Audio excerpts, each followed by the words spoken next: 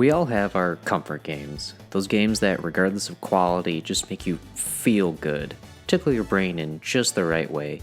Maybe you make an effort to play them every year, or perhaps they just pop into your mind from time to time. For me, one of those games that I get the urge to go back to often is Road Trip on the PlayStation 2. Road Trip is the 20th game in the surprisingly long list of games known as ChoroQ over in Japan. ChoroQ are a line of toy cars that were created in 1978 by a Japanese toy company called Takara, but we know them as penny racers. These toy cars function by pulling them backwards, then they'd go flying off. They were often modeled after actual vehicles, but squished, giving them a very defining look. I guess they were popular enough that someone took a look at them and said, let's make a video game out of this, since in 1985, Taito would release the first ChoroQ game on the MSX. And it was just a simple score-based arcade game where you need to knock pieces of a car off the sides to assemble it while avoiding other vehicles. That's it. There's really not much to it. Thankfully, as more games were developed, they decided to go the more obvious route and push the franchise into a racing game.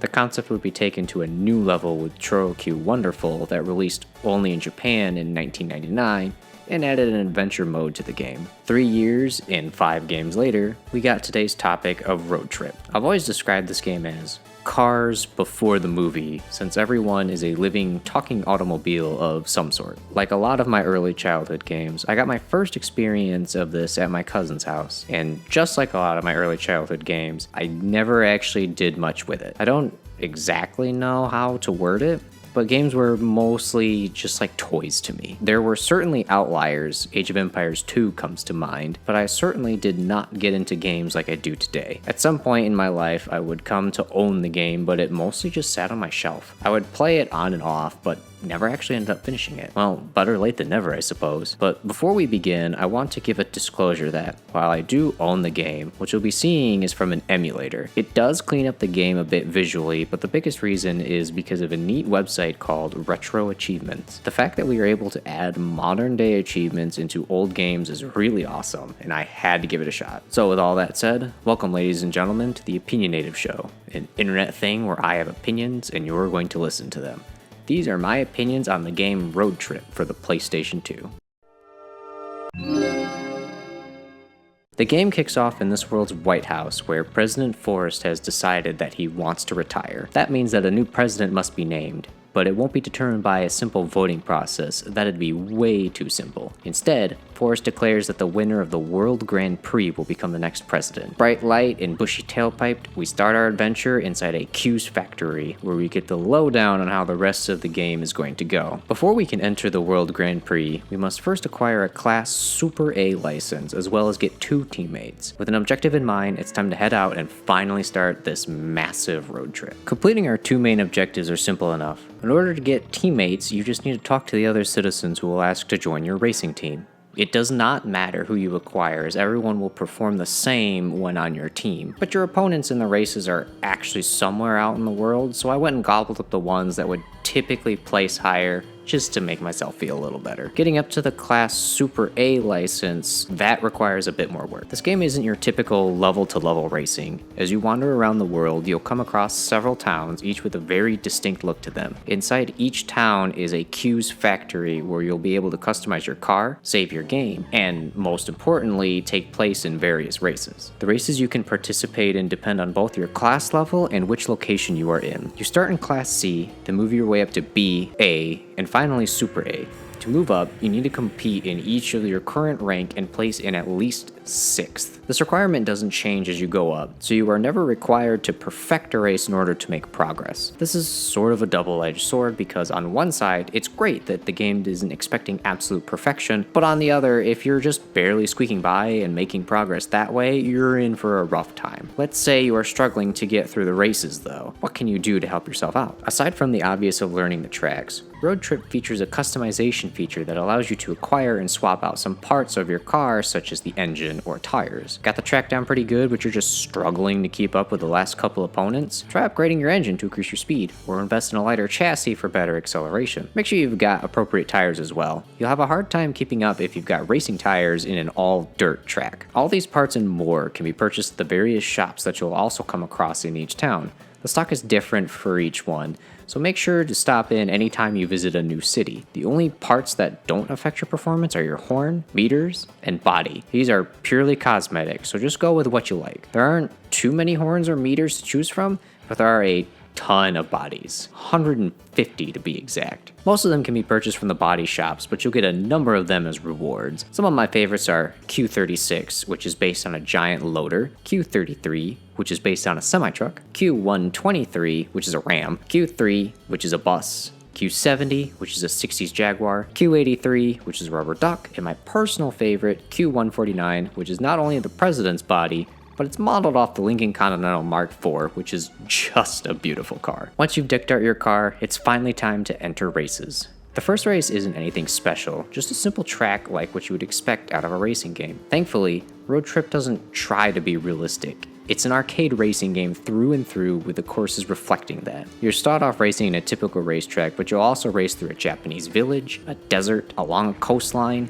and even through a magma-filled mountain, just to name a few. They even get appropriately more difficult as you go on, with some even featuring punishing traps for missing a tight turn or a jump. While this can be frustrating when it happens, I still enjoy each course that's on offer. Of course, it doesn't matter how good the racetracks are if the controls don't work, and on that note, all I can say is that they are a bit wonky. It's an arcade-style racer, so that means your controls are very simple. You've got forward, backward, brake, and you can drift. It's very simple and won't take anyone long to figure out. It's the quirks of the game that can take their toll. For starters, hard left and hard right seem to behave differently. What I mean by that is it's very easy to turn hard left and enter into a drift, but turning right is very sluggish. Sometimes it seems like the car acts like there's an invisible wall, and the easiest solution I found to this is to stop turning until it feels like it snaps into place, and then I can turn again. It's not game breaking by any means, but it can absolutely throw you off. Collision is also a bit weird. I had this affect me less, but there's at least one turn where I can recall it happening. What I'm talking about is how sometimes when you collide with another racer, it'll shove that racer behind you, giving you a little boost forward. It feels unintentional, but it works both ways, so if a racer sneaks up behind you, you can very easily be shoved back yourself. Gravity is also a bit odd. In any normal racing game, jumps are fun and often either put you ahead or onto a shortcut. Some of these races have shortcuts in them. For the most part, ramps are not such a great idea, for whatever reason. If you hit a ramp at higher speeds, you'll be launched more upward than forward, and the descent is very slow. Again, I've never lost a race because of it, but it's still something that I had to plan for. Even with the quirkiness, the game is still pretty easy. After managing to acquire a Class Super A license, it's finally time to take on the World Grand Prix. Only one small problem. Remember the requirement of having teammates? Up until this point, teammates simply served as a source of extra income. Throughout your adventure, you can get signs from local businesses to stick on them as well as yourself and earn passive money as you drive around. You also get any money your teammates earn should they place higher in a race. So beyond earning you some extra cash, your teammates did not affect your progression. The World Grand Prix works a bit differently. For starters, everyone is now in a team of 3, meaning there are no longer any solo racers. You participate in every race in a set order, and you earn points based on which position you get. Whoever has the most points by the end wins. Simple enough, right? Right. Except that since it's a team-based event, everyone's score gets added up. Suddenly, your teammates actually matter. I know it's my fault for not being a great team manager, but the better parts are extremely pricey, and money isn't exactly the easiest thing to earn quickly since the only good method is by racing. There is a casino where you can gamble, but it's only roulette, and I'm not one for gambling when earning money is already slow enough. What this means is that my first time going through the World Grand Prix,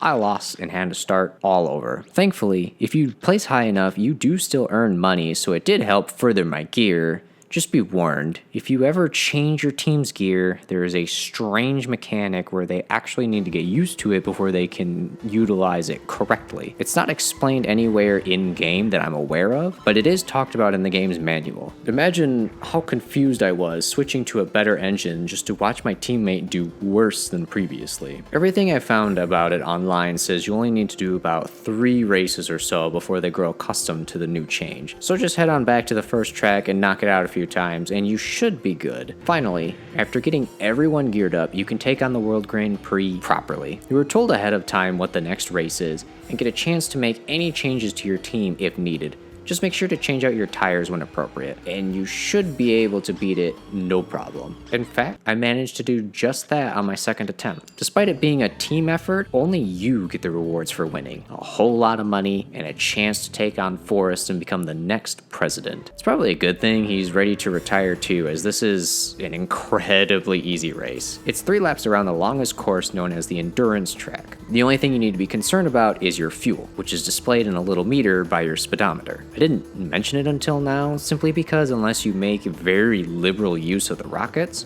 you won't ever have to worry about this running out. None of the races are even close to long enough, and the one that actually carries that risk has a pit lane that will restore your fuel. This comes with the risk of anyone catching back up, but it's a way better alternative to running out in the first place. 3 laps later, and we win the race and become the next president. As the credits roll, we take one last drive around the world, and thus ends the adventure. Now, if that was all this game had to offer, I probably wouldn't think of it quite as fondly as I do. It's a competent enough racer, but other than the unique look of the penny racers, there isn't much here that other arcade racers don't do better. Thankfully, racing is only about a third of what there is to do here. Now, it's time for the actual road trip in Road Trip.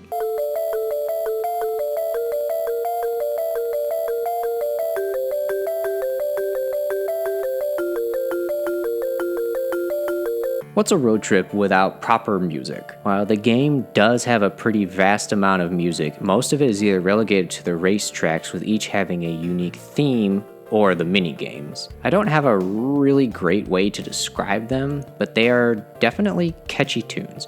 I particularly enjoy the race with President Forrest, as I find it appropriately dramatic. They're not all winners though. As much as I enjoy the Coastal Raceway track, I can't help but think that part of the song is just a weird fart. Outside of the races, you have exactly 2 radio stations to listen to. One of them has 4 actual songs, 3 of which are done by the band Push Kings, and the last one by the Waking Hours. These are late 90s rock songs that are enjoyable, but not exactly my cup of tea. The other station has actual songs created for the game, and they are great. Either station works, though I prefer the second station since the songs tend to blend into the background a bit better because they don't have lyrics. All the way back at the beginning, we start off in a quaint little town called Peach Town. This is your typical small town and gets you accustomed to how this adventure will go. It's not specifically a tutorial zone. Every town follows the same format. Talk to everyone driving around, visit each building, complete various tasks around the world. Each task gets recorded in your notebook with a stamp, and there are 100 stamps to collect. These vary in both difficulty and what you're actually doing. Some are simple fetch quests, while others have you participate in minigames. Rather than go over every single badge, I'm just going to list my 5 least and most favorite ones to do. Starting with my least favorite, we have Clear Rainbow Jump. This minigame has you making what appears to be a simple jump onto a platform. Seems easy enough, but it took me a shocking number of tries and part changes to get it right. I'm sure there was probably a better part combination than what I used, but I tend to be a bit stubborn, especially if something seems doable. Win a game of soccer. Rocket League, this ain't. This is one of the only stamps that requires you to have both teammates. It's a simple 3v3 game of soccer, but the AI is not so hot, and the clunky nature of your car can really affect how you get around. If the ball gets too far away from one of the NPCs, they will just stop chasing it, and oftentimes it was left to just me versus the entire enemy team. They are by no means insane at what they do either, but they have more teamwork than your teammates will. First to 3 wins. Count the windmills. It's simple enough, you just have to count up all the windmills located at the windmill farm and tell the keeper how many there are. What makes it difficult is the draw distance, and there is no easy vantage point to count and keep track, so you don't either miss one or double count another. The answer is 22, by the way. Clear the treasure maze in 3 minutes. On its own, the treasure maze is not something I dread doing. There's a treasure chest located deep within a maze and you have to find it. Every corridor is located in a cardinal direction, so you only have to worry about north, south, east, and west. What I don't like is the time challenge with it. 3 minutes sounds like it could be a lot of time, but it is very strict. You have room to make a couple mistakes, but making just a couple wrong turns can be the end of it. The route is the same each time, so it can be memorized, but everything intentionally looks the same with nothing even hinting that you're going in the correct or incorrect direction. Complete the volcano course. This one is basically a twofer. There's also a time trial for this where you have to beat it in 1 minute and 10 seconds, but simply beating it is already just a pain. You need to get a toolbox, which is precariously perched at the end of these very small platforms connected with super narrow catwalks. I have no idea how to effectively tackle this, and this single minigame really demonstrates just how awkward the control can be. This is such a frustrating task, but finishing it is worth it since there is a reward for getting all 100 stamps. Now, we've got my favorite stamps. Made First Contact. It's one of the simplest out there, but it's a fun surprise. As you travel around the desert near Sandopolis, you come across a UFO and get abducted. It speaks some sort of weird alien language that dumps you back onto the ground. It's fun, quick, and leans into the weird nature that is the game as a whole. Come up with a new greeting.